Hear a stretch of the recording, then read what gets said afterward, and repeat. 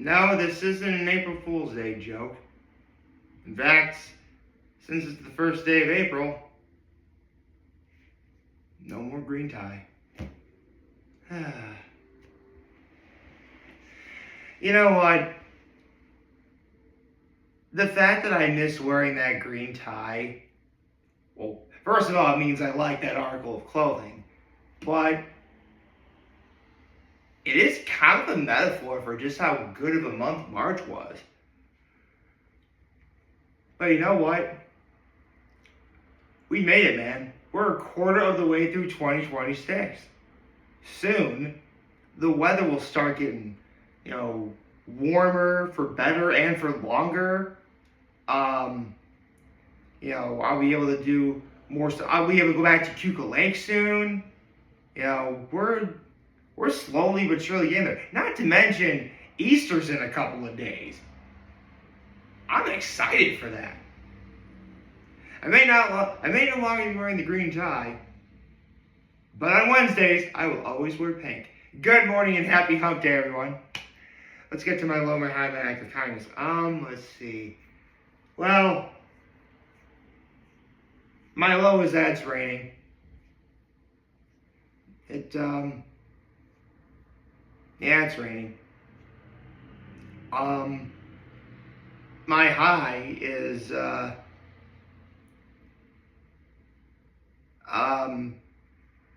let's see, what's my high? Well, actually, here's the thing. I want to talk about Chuggaaconroy doing Soul Silver, because even though he only did 3 videos over the last week, there's still a bunch of stuff to talk about. But yesterday, I wound up seeing a Netflix special that I've been waiting to see for a good while now, which was Jeff Ross's Take a Banana for the Ride. Maybe later on down the line I'll do like a proper video of it, but if you haven't seen it yet, give it a watch. I mean, it's really fun, really endearing. You'll definitely laugh. It's definitely going to tug at your heartstrings. I mean, shout out to Jeff Ross, man. Yes, he may be the roast master general, but he doesn't do what he does without love and care. That's why Jeff Ross is awesome. Actually, the more I think about it, underrated. I mean, people think great comedians, and they think Dave Chappelle or Chris Rock, which rightfully so. But, Jeff Ross is awesome. If you can imagine, I'm very tired. Let's see, what's my act of kindness?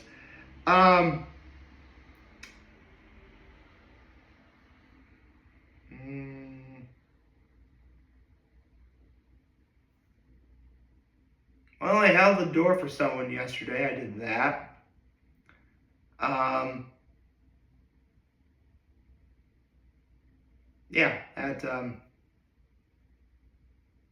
That's about it. Oh, I also did a favor for my mom yesterday too.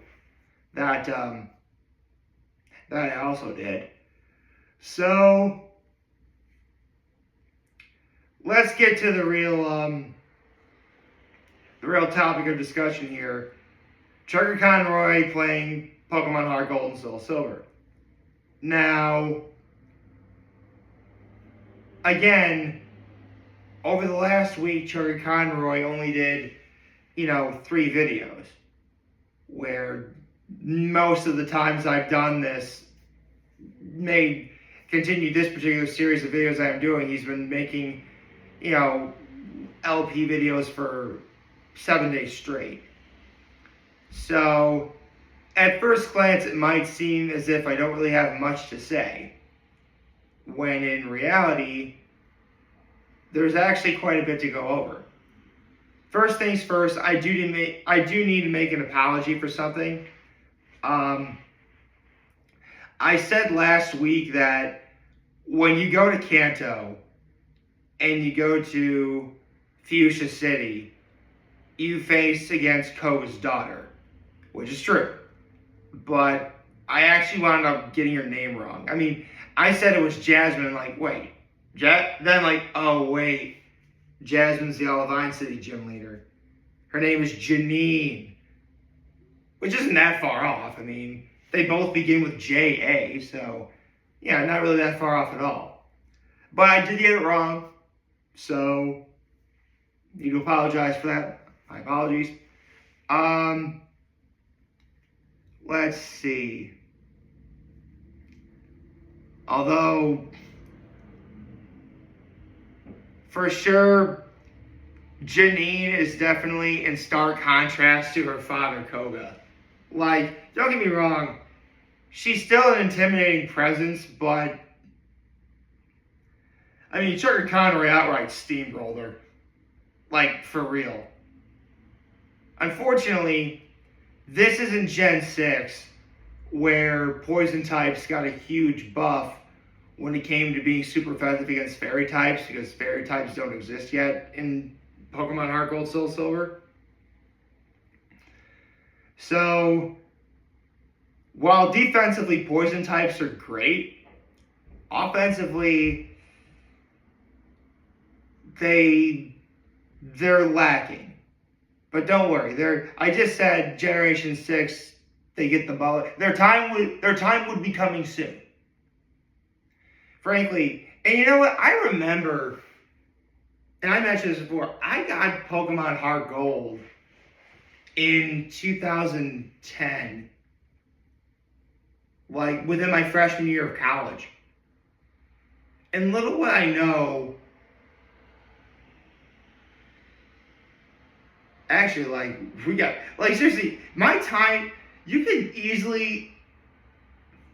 I could almost spin out the course of my life per generation of Pokemon that released. You know, I was in elementary school when Red, Blue, Yellow came out, and then Gold, Silver, Crystal. I was in middle school when Ruby, Sapphire, and Emerald came out, and then Fire, Red, Leaf, Green. I was in high school when Diamond, Pearl, and then later Platinum. Platinum came out when I was a junior poly. Heart Gold and Soul Silver released my freshman year of college. Black and White was sophomore year of college. Like Black and White 2, junior year of college, and then X and Y came. Like we were getting promos for X and Y, like my senior year of college. That's crazy. I could keep going, but I have much to discuss as well. So, yes, Janine is the real name of Koga's daughter, not Jasmine. I think I may have said Janine, but I thought it was Jasmine first. So, again, I did get that wrong. I apologize. So, at this point, Chuggaaconroy has, well, now he has 6 of that because he then goes to face Brock a little bit later. But before that, yep, I mentioned that in the last video I did, for this series anyway, after you fix the power plant and get the radio expansion, you're able to play the Poke Flute on your Poke Radio, which then wakes up Snorlax, which, I mean, to you modern players out there, Snorlax may not really seem like much, which is funny given its massive size. But once upon a time, I tell you, Snorlax was the best Pokemon in the game. Straight up. No, like, some Pokemon, you know, they're so good where, like, the metagame changes around it. Back in the day, especially in Generation 2, which was Gold, Silver, Crystal, like, the metagame didn't revolve around Snorlax. Snorlax was the metagame. Okay? Like, almost nothing could stop it once upon a time. Because it had, like, the most perfect moveset ever. breed it with a Slowpoke or Slowbro, so it could have a curse in its moveset. Teach it Body Slam. Well, actually, I should tell you, curse is different depending on the type. If depending on the type, if a ghost type Pokemon uses curse, it cuts its HP in half, but it does a quarter damage to the opponent every turn. If a non-ghost type uses curse, it lowers your speed, which, I mean, come on, Snorlax was never fast to begin with, so making Snorlax slower, not really that big of a deal. But it boosts attack and defense. So basically, Snorlax has a boosting move in curse. Okay. On top of that, you teach it Body Slam, a great stab move, which causes paralysis. Earthquake for coverage. And the fourth moveset was usually, you could do Shadow Ball to hit ghost types. You could do Rest to really increase its longevity in battle. Give it like Chesto Rest is what it's called, where a Chesto Berry awakens a Pokemon from sleep. So a Pokemon uses Rest and uses Chesto Berry. It's essentially like another, at this point it might as well be 7-on-6 in a competitive match. That's how good Snorlax was. And I am barely scratching the surface of how good Snorlax was. I mean, its move pool, its move pool still is great. I mean, Snorlax is still a good Pokemon. But when you compare to how power crept the modern games are now, especially, for Scarlet and Violet, it wouldn't surprise me at all if there were some fans who barely know Snorlax exists, outside of, media and the occasional, plush doll. That's just how it is nowadays. But I tell you, Snorlax was the best Pokemon in the game. Ash in the anime had a Snorlax. I've used a Snorlax before playing Fire Red on a ROM. I actually did share this story once, but when I played Platinum, because Platinum was when I really got back into the series, at least in terms of playing the games. I shared the story before, but the two hardest Pokemon to get arguably in Platinum are Feebas and Munchlax, which the latter I wound up getting almost without even trying. See, if you don't know, Munchlax evolves into Snorlax. It is the only way to get Snorlax in Diamond, Pearl, and Platinum. To get a Munchlax, you need to slather honey on a honey tree. Now, there's, I believe, 20 honey trees all throughout Sinnoh. And depending on how much, and you slather honey and you're supposed to wait a quote-unquote day, it was really more like 6 hours, for a Pokemon to appear on the tree. And depending on how much the tree was shaking, it was either going to be, something greater, whatever. Now, 1% of the time, you got Heracross. Yes, honey trees are the only way to obtain Heracross as well. And Heracross is also a great... Heracross is actually... I know I don't really have favorites, but man, Heracross I think is vastly underrated. I do. However, there is 4 of those trees where there is a 1% chance you find Munchlax. So it's really like a 0.25% chance, roughly, that you find Munchlax. And I got one. And I was able to evolve into Snorlax, and yeah, man, Snorlax is great. It is. I mean, this is Gen 4. This is Gen 1, 2, and 3, where Snorlax was arguably the best Pokemon ever. But it was still good in Gen 4. And again, it's only been in recent generations for, Scarlet and Violet, where Snorlax kind of fell off. But once upon a time, it was the best Pokemon ever. It was. Okay, enough talking about Snorlax. But yeah, and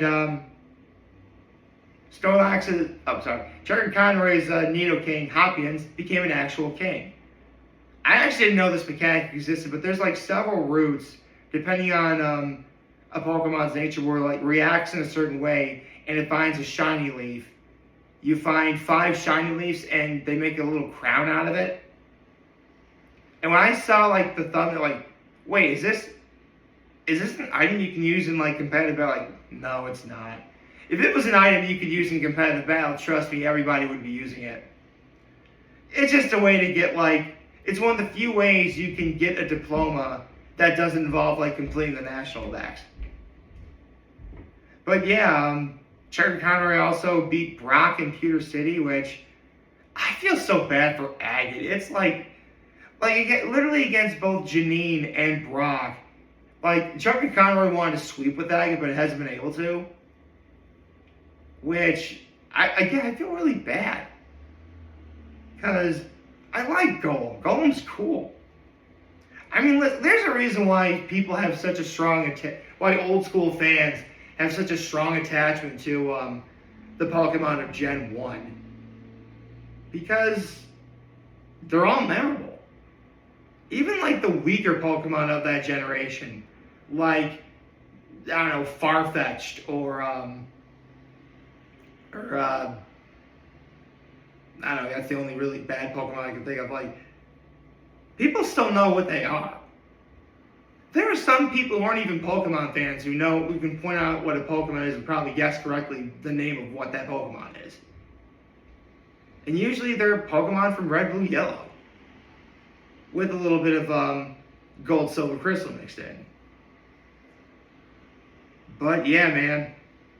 I mean, this is great. I feel great. Man, I always forget just how cool I mean, listen. You really couldn't tell from what? A giant over 1,000 pound Pokemon that does nothing but eat and sleep? How's that going to be any good? It's good. And again, the moveset I listed earlier, there's a lot more I could do. There are some movesets that use a belly drum, which cuts Snorlax HP in half, but it maxes out its attack power to +6. Ooh. That's dangerous. Or give it leftovers to increase its longevity in battle even further, along with rest. I mean, a true Pokemon fan who knows what they're doing is really going to get a lot of mileage out of Snorlax if they use it. Yeah. So, you might as well just call this the Snorlax appreciation video.